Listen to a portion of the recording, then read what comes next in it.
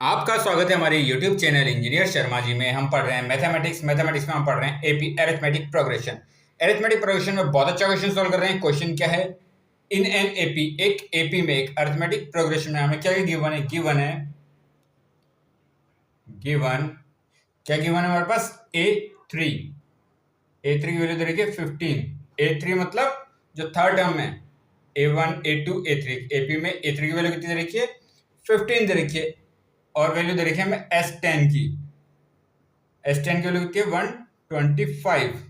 S10 में मतलब क्या हुआ? जो 10 टर्म है एपी के, उसका सम कितना दे रखा है?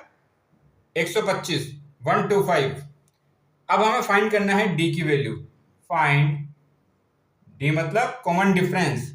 एपी के अंदर क्या होता है? कॉमन डिफरेंस की वैल्यू फाइंड करनी है। एंड A10, ए मतलब टर्म्स, मतलब जो 10 टर्म्स है उसकी वैल्यू हमें फाइंड करनी है। अब हम जानते हैं हमें क्या गिवन है, सॉल्यूशन करते हैं इसका। हमें पता है A3 की वैल्यू कितनी दे रखी है? 15। A3 को हम कैसे लिख सकते हैं? A3 is equal to A plus 2D। A3 की वैल्यू कितनी दे रखी है? 15 is equal to A plus 2D। मैं यहां से A की वैल्यू क्या कर सकता हूं? A is equal to 2D को तो ले जाऊं तो ये कितना हो जाएगा? 15। कितना हो जाएगा ये? 15 माइनस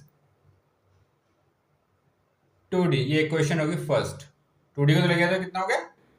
15 माइनस 2D। ए की वैल्यू हमारे पास ये आ गई। अब हमें क्या गिवन है? S10 की वैल्यू गिवन है। अब हम जानते हैं सम ऑफ एन टर्म का फॉर्मूला क्या होता है? सम ऑफ एन टर्म का फॉर्मूला होता है Sn is equal to n by 2a plus n minus 1 into d. ये क्या है? फॉर्मूला। n की वैल्यू कितनी रखी है? 10। यहाँ कितना हो जाएगा? S10 is equal to n की वैल्यू 10 है, 10/2।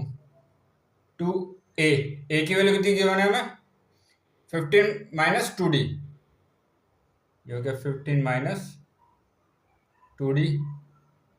n की वैल्यू कितनी रहेगी? 10 माइनस 1। और d की वैल्यू तो हमें पता ही नहीं है, तो ये कितना हो गया? S10 की वैल्यू कितनी रखी है? 125। ये हो गया 125 इज इक्वल टू, ये कितनी बार गया? 5।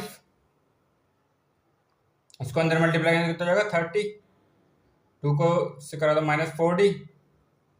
ये कितना हो गया? Plus 9D। तो ये क्या होगा? 125 is equal to 5 into 30 minus 4D plus 5D। -4D plus 5D। बड़ी संख्या कौन सी है? 9D बड़ी है, प्लस का साइन आएगा -4D। छोटी संख्या है तो ये कितना हो जाएगा? Plus 5D। ये हो जाएगा 30 प्लस 5D। इस 5 को यहाँ क्या देखिए, मल्टीप्लाई में लेंगे तो क्या हो जाएगा? डिवाइड में। तो 125/5 इज इक्वल टू कितना हो गया? 30 प्लस 5D। इसको करेंगे तो कितने बन जाएगा? 25 is equal to 30 plus 5D। अब देखें डी की वैल्यू लेनी तो 30 को हम इधर ले लेते हैं, तो ये कितना हो जाएगा? 25 minus 30 is equal to 5D। तो ये कितना हो गया? 25 minus 30 -5 is equal to 5D। तो डी की वैल्यू कितनी आएगी? -5/5। तो डी की वैल्यू है हमारे पास -1। डी की वैल्यू कितनी आई? -1। कॉमन डिफरेंस की वैल्यू है हमारे पास -1। फाइंड करना था डी, हमने डी की वैल्यू फाइंड करी है। अब हम फाइंड करेंगे A10। अब हमें जब A10 फाइंड करना है तो उससे पहले हम क्या फाइंड करेंगे? ए की वैल्यू। ए की वैल्यू हम फाइंड करेंगे।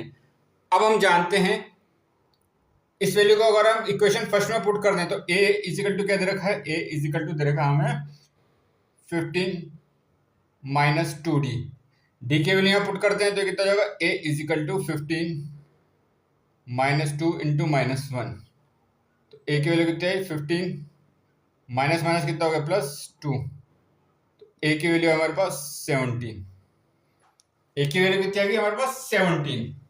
अब हमें किसकी वैल्यू फाइंड करनी है, ए टेन की। अब हम जानते हैं ए एन का फॉर्मूला क्या होता है, a n is equal to a plus n minus one into d. A ten तो एन की जगह रखेंगे 10, a ten is equal to a की वैल्यू कितनी आई 17 प्लस एन की वैल्यू कितनी करेगी 10 माइनस वन, डी की वैल्यू माइनस वन।